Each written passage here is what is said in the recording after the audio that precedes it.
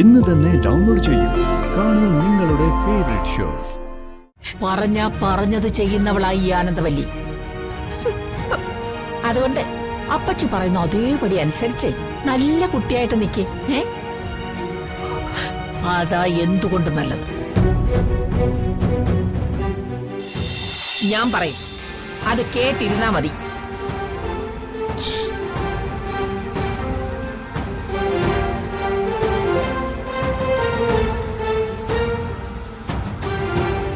ഭാനുമതി, നിന്റെ കൂട്ടുകാരിയല്ലേ ഞാൻ. ആ നിലയ്ക്ക് പെൺകുട്ടിയെ കുറിച്ച് ഒന്നും ഒളിച്ചു വെച്ച് വിശ്വാസവഞ്ചന കാണിക്കുന്നില്ല.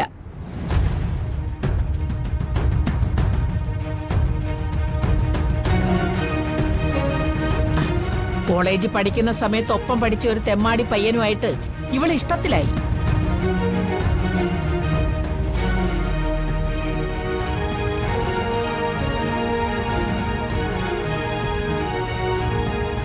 അന്നത്തെ വിവരക്കേടിന് വീട് വിട്ടിറങ്ങി പോവുകയും ചെയ്തു.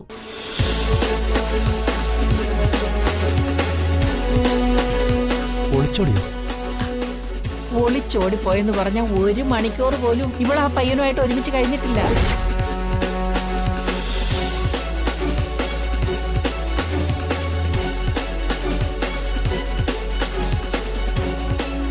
മയക്കുമരുന്നിന് അഡിക്റ്റായ ആ പയ്യൻ ഇവളെ ഉപേക്ഷിച്ചിട്ട് അവൻ അവന്റെ വഴിക്ക് പോയി.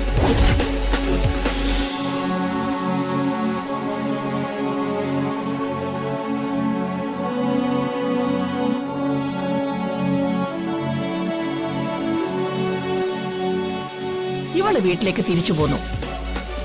അത്രേ ഉണ്ടായിട്ടുള്ളൂ.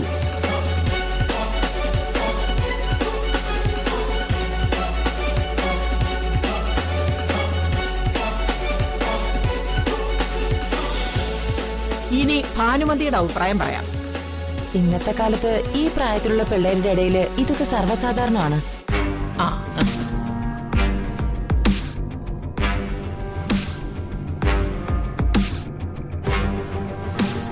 അറിവില്ലാത്ത സമയത്ത് അവരുടെ വിവരക്കേട്, അതൊന്നും ഒരു കുറ്റമായിട്ട് ഞാൻ കാണുന്നില്ല. ഇതൊക്കെ വെറും പ്രായത്തിൻ്റെതായ ചാവല്യങ്ങളല്ലേ. പയ്യനുമായിട്ട് 1 മണിക്കൂർ പോലും ഒരുമിച്ച് കഴിയാത്ത സ്ഥിതിക്ക് പെണ്ണിനെ കുറിച്ച് ഒരു കുറ്റവും കുറവും പറയാനില്ല. അത് തന്നെ എന്റെ അഭിപ്രായം.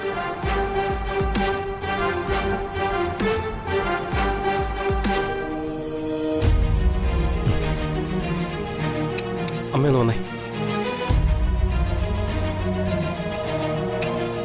ഒരു മിനിറ്റ്, ഇപ്പൊ വരാമേ.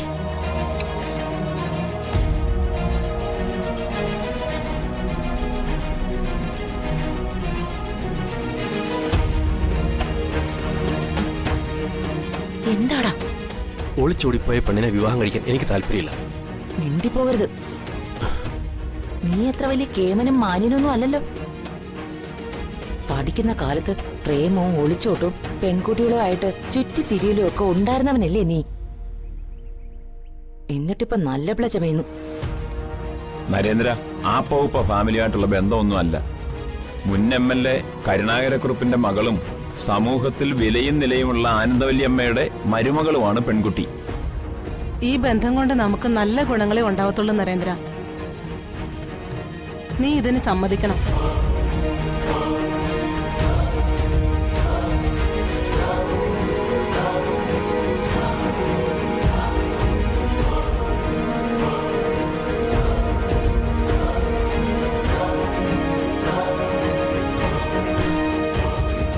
അങ്ങനെ അമ്മയ്ക്കും അങ്കിളിനും ആന്റിക്കും നിങ്ങൾക്കൊക്കെ സമ്മതമാണെങ്കിൽ എനിക്ക് ഈ ബന്ധത്തിന് സമ്മതമാണ്.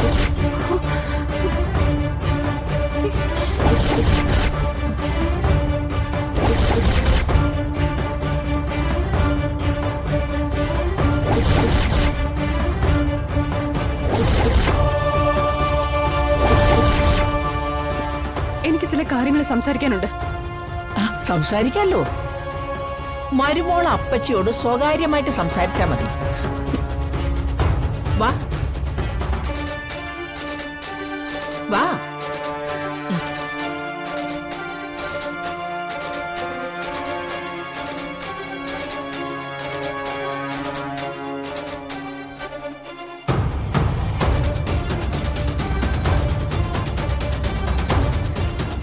അപ്പച്ചി എന്ത് വൃത്തികെട്ട പണിയെ കാണിച്ചത്?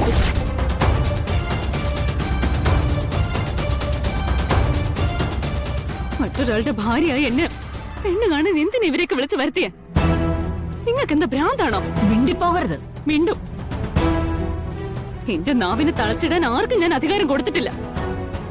പറയേണ്ടത് പറഞ്ഞിരിക്കും. നീ പറയില്ലടി.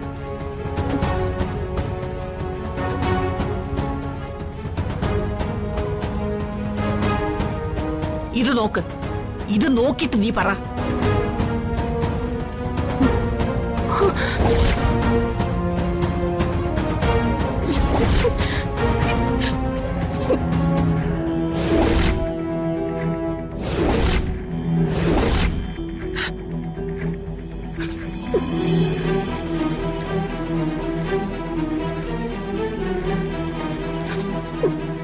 എന്നെ അറിയാലോ നിനക്ക്.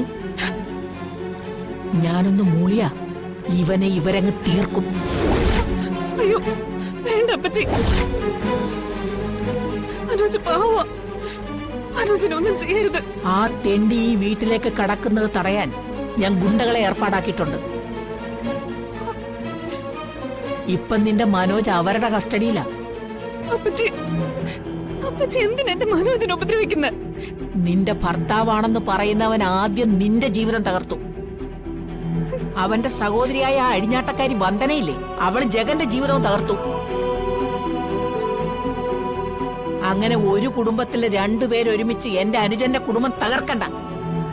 അത് ഞാൻ സമ്മതിക്കില്ല. ഇനി നിന്റെ ഭർത്താവ് മനോജ് ആയിരിക്കില്ല.